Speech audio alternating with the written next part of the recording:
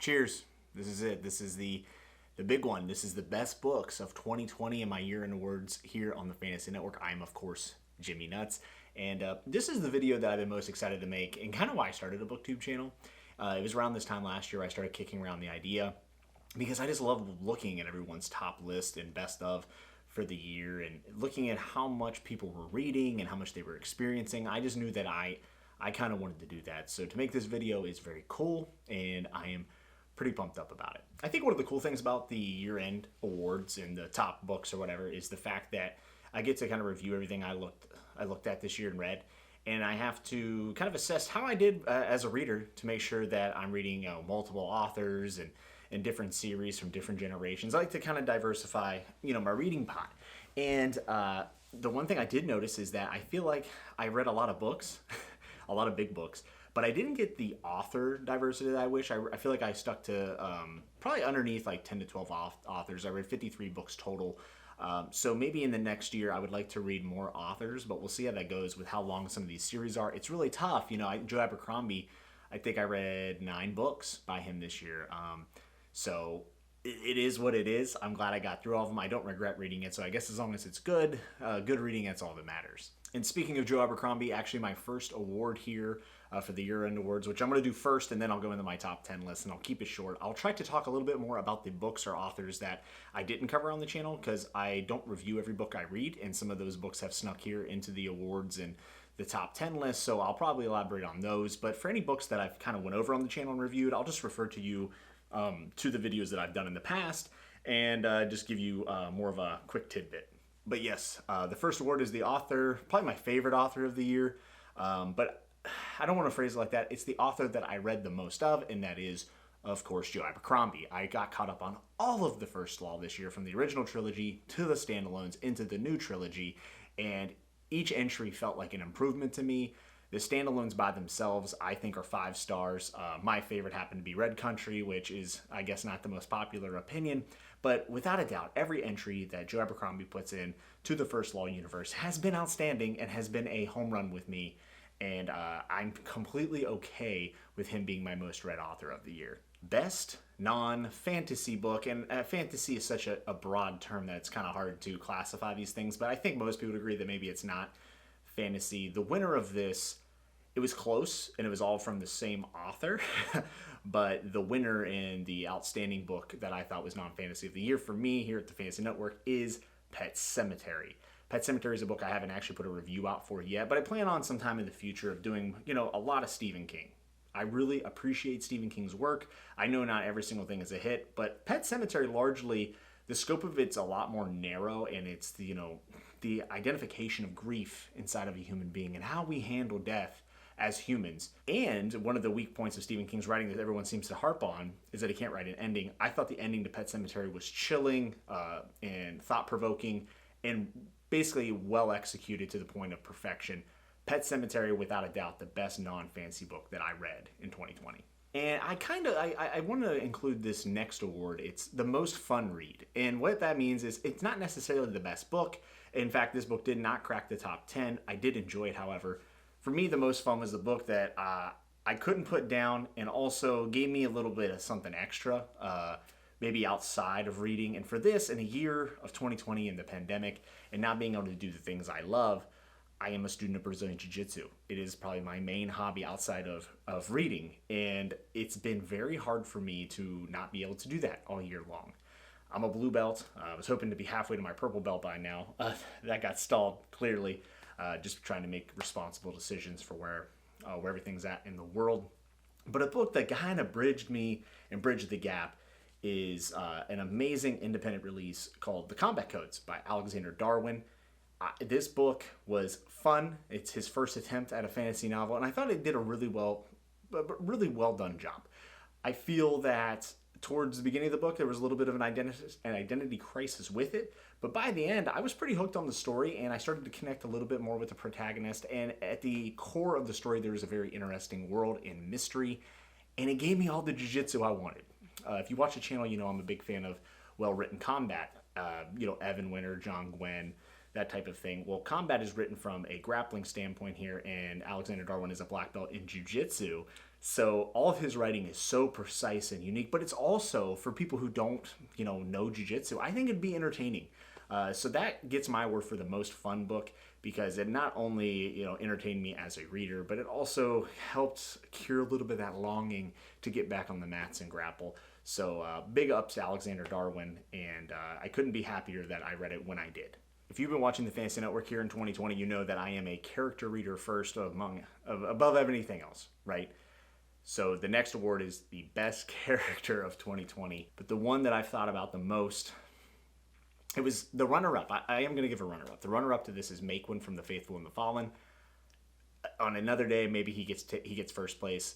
But the number one character I read all year was Glotka from First Law. I mean, from the original trilogy to where he is now in the new trilogy, and then also getting tidbits of his past throughout the series, especially in Sharp Ends. There's not a character that I am more enthralled with, that I enjoy reading more. When you flip the page and you get the POV title and you know who it's going to be, if it's Glotka, I'm in. It's going to be a 5-star chapter. Joe Abercrombie has realized that character to a T, and without a doubt, probably my pick maybe for the best character in fantasy I've ever read. If not, on another day, he's definitely top 5 always. So, Character of the Year, Glotka from First Law. And just like picking a best character, the next award is for the best completed series that I read this year. And the runner-up is The Dagger and the Coin by Daniel Abraham. It's an excellent entry. I reviewed the first book. I'd like to do a series review, but it's been a while since I read them. But number one completed series this year, to no one's surprise. And again, this is completed series. That is The Faithful and the Fallen by John Gwynne. Reviewed all of the books here on the channel. Probably the books I was most pumped up about, and is in my top 3 series of all time. John Gwynne's writing had just clicked with me. I enjoyed it. It hit me at the right time and took a lot of the classical elements that we know from fantasy with a modern, quick-paced prose that I personally just really identify with and gets me through the story. Never really a downbeat in the whole series. I can't really think of anything that I would change with it. Maybe another book just because I loved it. But the best completed fantasy series this year goes to The Faithful and the Fallen by John Gwynne, which leads into the obvious next award, and it's the last year-end award I'm going to do, and that's the best ongoing series.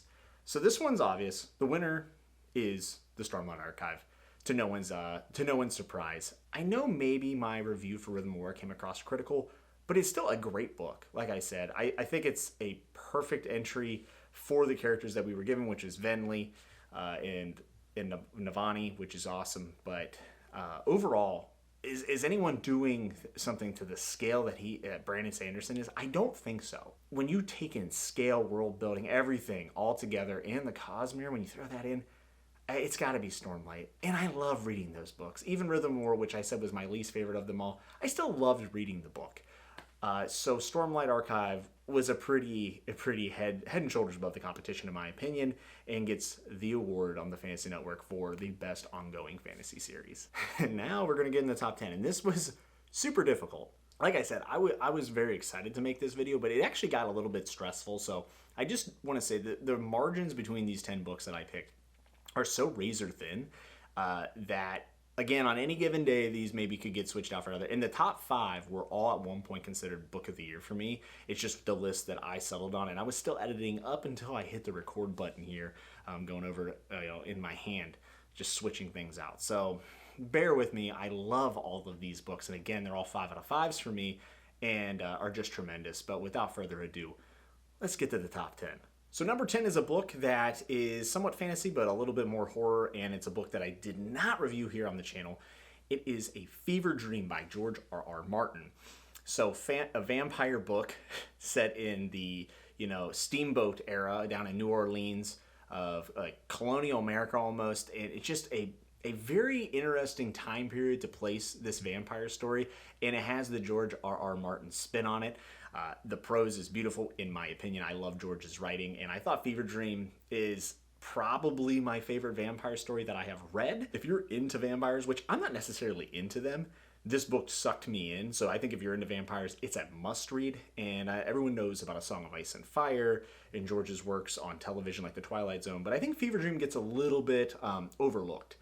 And the writing in it is extremely solid, and I think you would enjoy it if you're a fan of George, or you're a fan of vampires, or just horror in general. Entering number 9, which interchanged with a bunch of other titles but landed in that number 9 spot, is The Tyrant's Law and the Dagger in the Coin series.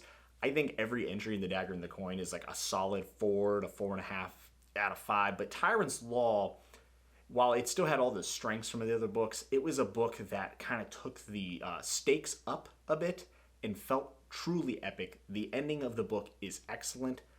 It enthralled me, and it gave me something new in a series that was just doing this kind of the same things over and over, though done very, very well. So I wanted to keep reading. But Tyrant's Law escalated my interest in the series. And actually, book 4 I thought was a little bit of a step back for other reasons. Maybe if I review the series, I'll talk about that.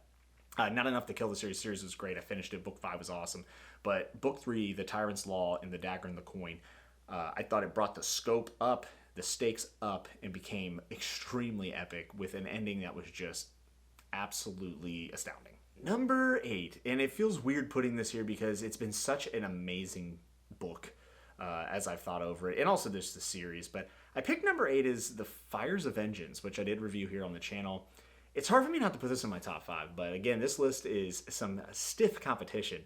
Fires of Vengeance is special to me because Rage of Dragons obviously set up the story, and then Fires of Vengeance took all that, did it again, but expanded on it and really pushed the narrative forward. I love this series, and I love Fires of Vengeance because I have recommended this series more to non-fantasy readers than any other series, and 100% of them have loved it and followed up with Fires of Vengeance and also loved that. So whenever I'm getting non-readers to read and they're enjoying it, that's just a big win for me. And Evan Winter is doing something very special, and he continued that here with Fires of Vengeance. Lucky number 7, which is kind of funny because, Lucky number 7, Las Vegas, out west, Randall Flagg. I'm talking about The Stand by Stephen King. This has been one of my the second most popular video review here on the channel, mainly due, I think, because of the circumstances in 2020, but there's also a new TV show out, which maybe I'll review that at some point. I'm on episode 2, and there's a lot I like, some I don't like, but the book itself is, in my opinion, one of the best pieces of fiction I've read. I know people don't consider it fantasy. I kind of do. It felt like a great adventure. It kind of felt like King's Fellowship, and I know Dark Tower's his take kind of on Lord of the Rings, but The Stand gave me that feeling, and it was just so fantastical with the horror elements, especially in the second half of the book. There was only one piece of the book that I felt kind of dipped, but other than that, the character work here is just magnificent. I think it's a perfect character study. Harold was in the contention for the best characters of the year for me, and Larry Underwood. Those two characters really resonated with me and stuck with me, and The Stand is an absolute recommend for me, and it belongs here in the number 7 spot, if not higher. Number 6 is a book I haven't reviewed here on the channel, and I have my own reasons, really. And it's a series that I've kind of put on pause. I wouldn't say I DNF'd it, but I have definitely put it on pause. But as I was looking over my list of 53 books for the year, there was a book on here that really stuck out that I didn't forget about, but it's like, oh yeah, I did read that this year. I thought about it a lot, and I thought it was almost perfectly executed, like really grasped the themes of epic fantasy and like those moments that we consider like fist pumping epicness, right? It's The Great Hunt. Number 6 is The Great Hunt by Robert Jordan in The Wheel of Time, book number 2. This, I've read up to halfway through book 5 of The Wheel of Time. Like I said, I put it on pause. I am going to get back to it. Haven't reviewed any of them on the channel, but The Great Hunt, out of the first 4 books I completed all the way through. I know Shadow Rising is a lot of people's favorite, or The Dragon Reborn. And then The Great Hunt, with the events that happened with the horn at the end, just that scene has stuck with me as a scene in fantasy. When I think about the genre, I will always think about, no matter if I end up finishing the series and some of the other books end up not being my favorites of all time. The Great Hunt is now definitely in contention for my top 10 probably of all time list. And it's because of the way Robert Jordan executed those epic moments for this cast of characters that, for all intents and purposes, shouldn't be in the position they're in. And it's just a book that really got me excited to keep reading fantasy, and knowing that going back in time, you don't have to read all just modern stuff. There's a lot of good stuff out there that was written a while ago. And The Great Hunt, it kind of exemplifies that and earned the number 6 spot. And it was in the top 5 there for a bit. I bumped it back down. Man, what a book. Number 5 is a book, if I was not accounting for recency bias, would have been number 1. would have jumped from 5 to number 1. But I'm going to put in some recency bias because I haven't got to sit on it because I just finished it 2 days ago. And it's a book that I was going to read at the beginning of 2021, but I ended up sneaking it in here at the end of 2020. It's the last book I read, and that is The Dragonbone Chair by Tad Williams. In at number 5. Wow. I'm doing a review for this book on the channel, so I'm not going to talk too much about it. You'll have to wait for that. The Dragonbone Chair is a book that I assumed I would like. I know that a lot of people, Daniel Green did an amazing review where he said, you know, it's kind of the classical to modern transition, and I didn't realize just how true that was until I read this book. Tad Williams' writing is phenomenal, and also knowing that this is the series, Memory, Sorrow, Thorn being the series, Dragonbone Chair being the first entry, it's what inspired George R. R. Martin to write A Song of Ice and Fire, which is my favorite series of all time, for better or for worse. So I knew I was probably going to like it. I didn't realize how special of a book and a series that this is, and how well executed it would be from Tad. I mean, mind-boggling to me that I haven't heard more about it, and also I'm very disappointed in myself for not reading it earlier, but better late than never. Number 5, Dragonbone Chair, could have been number 1 if I wasn't trying to kind of account for some recency bias here. Absolutely recommend that, and look for that review a little later down the road. Slipping in to that number 4 spot. That was lame. Slipping into that number 4 spot, however, is The Trouble with Peace by Joe Abercrombie. I told you I read 9 of his books. I had to put it somewhere, right? The Trouble with Peace is the second entry in the Age of Madness. Very little hatred could have been there in this spot instead, but I really felt like The Trouble with Peace, it took everything that was built on in the first book and then expanded on it, and I thought it was just much more well-rounded. Thought it was a little bit more entertaining, and I really liked where the ending left off because I have some big questions in book 3 and some theories, to be honest with you. I could see myself doing a quick reread before the 3rd book comes out next fall and maybe releasing some predictions. I would love that. Rightfully earned this number 4 spot, and I absolutely love that book. The top 3 best books I read this year. Any of these could have been number 1. I know I keep saying that, but I would just really want to stress that because I know some people are going to be like, oh, how could you make this number 3, number 2? Like, they're pretty interchangeable here. But I did settle on these top 3, and this is the part that took me the longest, to be honest. Number 3, which was number 1 before I started this video, this book is the most unique book I read this year. This is the book that I have thought about the most as a single book. Man, maybe it should have been number 1. It's number 3. I'm sticking with it. The Sword of Kaigen by M.L. Wang is, wow, what a book. I did a review here on the channel. I actually think that's my best review I did here on the channel because that book was special. And I stand by that now, thinking about it for months. You know, Misaki is arguably the best protagonist of the year. I don't know if Galatka, I know he said he's best character. He's kind of both, right? I mean, he's definitely a protagonist. But Misaki is such an amazing character. And what Sword of Kaigen did was take a fresh approach, not just on the fantasy genre, in my opinion, but also the writing style and where the climax came in the story and how the ending was handled. Just everything about this felt unique with some familiarity in the themes and the magic. The magic system reminded a lot of people, in my opinion, and I read this from other reviewers, of Avatar: The Last Airbender, which is awesome. But it didn't feel like a knockoff to me. Maybe at first until you really get into it. But the emotion that that book invokes, and also how technology is playing a role in the world with magic. I mean, my number 1 wish list in 2021, other than Wins a Winner, is I really hope we get another book in this universe. I know that there's like a series and she discontinued it and then she wrote Sword of Kaigen. Even if it's another standalone, I just need more from this universe. And Sword of Kaigen is a special book and really what the genre needs. It's something that can stand alone on its own and not really be compared to anything else. I can't compare it to anything else as far as the narrative and the characters and just the overall themes. I don't know anything else to compare it to. So it stands alone as itself as just a masterpiece and easily could be someone's best book of the year. Probably my number 1 recommend out of everything on this list. If you're going to read anything that I recommend The Sword of Kaigen by M.L. Wang. It is just mind-boggling. I got the ebook for free on Prime, and I ended up just buying it because I wanted to support the author and just hoping she writes more in this universe. Number 2, I've kind of tried to pick just one book from series here just to get some more diversity because, like I said, I read a lot of the same authors and then didn't read a lot. I read a lot of books of the same authors, so this almost was another book, but I decided and mulled over it, and number 2 is Words of Radiance by Brandon Sanderson, Book 2 in the Stormlight Archive. Giving it the edge just barely over Oathbringer. It could have easily been here. But Words of Radiance is my favorite Stormlight book after really considering it.